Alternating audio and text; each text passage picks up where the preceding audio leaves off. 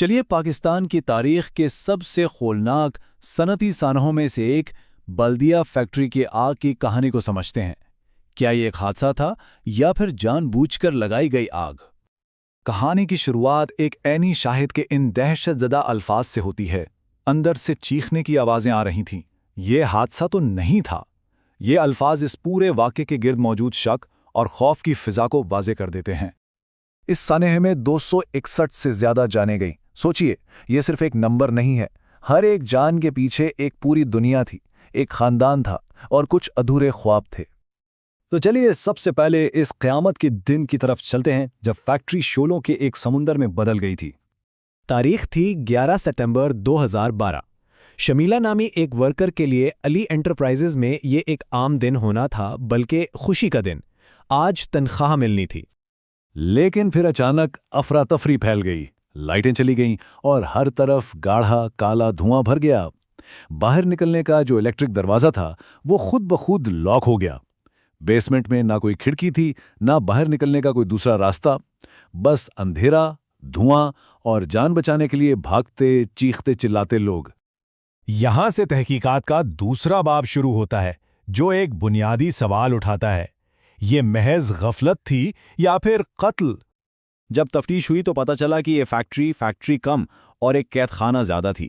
बाहर निकलने के रास्ते इलेक्ट्रिक दरवाजों से बंद, खिड़कियों पर मोटी मोटी लोहे की सलाखें और सीढ़ियां जलने वाले सामान से भरी हुई थीं। फायर अलार्म तक नहीं था।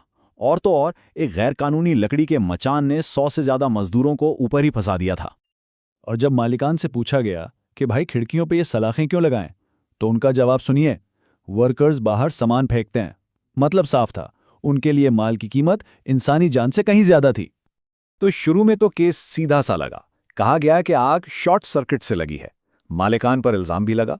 लेकिन फिर क्या हुआ? जमानत मिली और वो मुल्क से ही फरार हो गए। लेकिन कहानी यहां खत्म नहीं हुई। असल में यहां से तो कहानी में एक जबरदस्त ट्विस्ट आता है। भत्ताखोरी की एक ऐसी साजिश जिसने सब कुछ बदल दिया।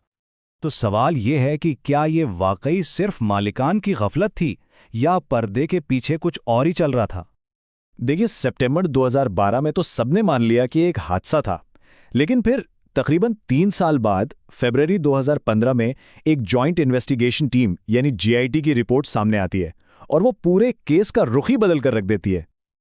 और रिपोर्ट में क्या था? एक सनसनीखेज दावा कि ये आग कोई हादसा नहीं थी, इसे जानबूझकर लगाया गया था। और वजह 20 करोड़ रुपए का भत्ता जो फैक्ट्री मालिकान ने देने से इनकार कर दिया था। रिपोर्ट के मुताबिक इस साजिश के पीछे मुत्तहिदा कौमी मूवमेंट यानी MQM का हाथ था। रहमान उर्फ भोला, जो कि MQM का सेक्टर इंचार्ज था, उस पर भत्ता मांगने का इल्ज़ाम लगा। और जुबैर उर्फ चड़िया, जो फैक्ट्री का ही एक मुलाजिम था, उस पर केमिकल छिड़ककर आग लगाने का इल्ज़ाम आयद हुआ। अब इतनी बड़ी साजिश के बाद केस अदालत में गया और फिर आया फैसला। लेकिन सवाल यह है कि फैसला तो आ गया, क्या इंसाफ भी हुआ? 2020 में 8 साल के लंबे इंतजार के बाद आखिरकार फैसला आया।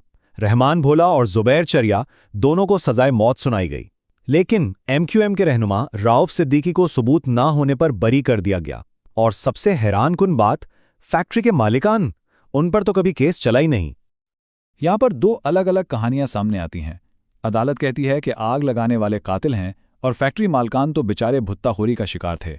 लेकिन जिन खानदानों के अपने इस आग में जले, उनकी सुनिए। वो कहते हैं कातिल 2 हैं। 95% अमवात बंद दरवाजों और रुके हुए रास्तों की वजह से हुई, जिसके जिम्मेदार सिर्फ और सिर्फ मालकान थे। और अब हम आते हैं इस कहानी के सबसे अफसोसनाक हिस्से पर, वो सबक जो पाकिस्तान ने शायद कभी सीखा ही नहीं। क्योंकि ये कहानी आज भी अधूरी है। इस साजिश का मुबैना मास्टरमाइंड हम्माद सिद्दीकी, वो तो आज तक गिरफ्तार ही नहीं हुआ। फैक्ट्री मालकान को उनकी खुली गफलत की कोई सज़ा नहीं मिली। और जहां एक जर्मन कंपनी ने मुआवजा दिया, वहीं हुकूमती वादे कभी पूरे नहीं हुए। और जो लोग बच गए या जिनके प्यारे इस दुनिया से चले गए, उनकी मुसीबतें आज तक ख़त्म नहीं हुईं। वो आज भी दायमी बीमारियों, पेंशन के पैसों पर होने वाली लड़ाइयों और जबरी शादियों जैसे नए सानहात का सामना कर रहे हैं। जैसा कि किसी ने बिल्कुल ठीक कहा है, ये फैक्ट्रियां नहीं, ये टाइम बॉम्ब है। मतलब इतना बड़ा सानिया होने के बावजूद कराची के सनती शोबे में हालात अब भी वैसे के वैसे ही हैं। एक ही तारीख 11 सितंबर, दो बड़े सानेहात। अमेरिका में जो हुआ उसने पूरी दुनिया की सिक्योरिटी पॉलिसी बदल दी, लेकिन पाकिस्तान में जो कौमी सानेहा हुआ, वर्कर्स की सेफ्टी का वो सबक शायद हमने भुला दिया। एक वाक़े ने दुनिया बदल दी, तो क्या दूसरे वाक़े से मिला सबक वाकई नज़रअंदाज कर दिया गया? ये सवाल आज भी हम सबसे जवाब मांग रहा है।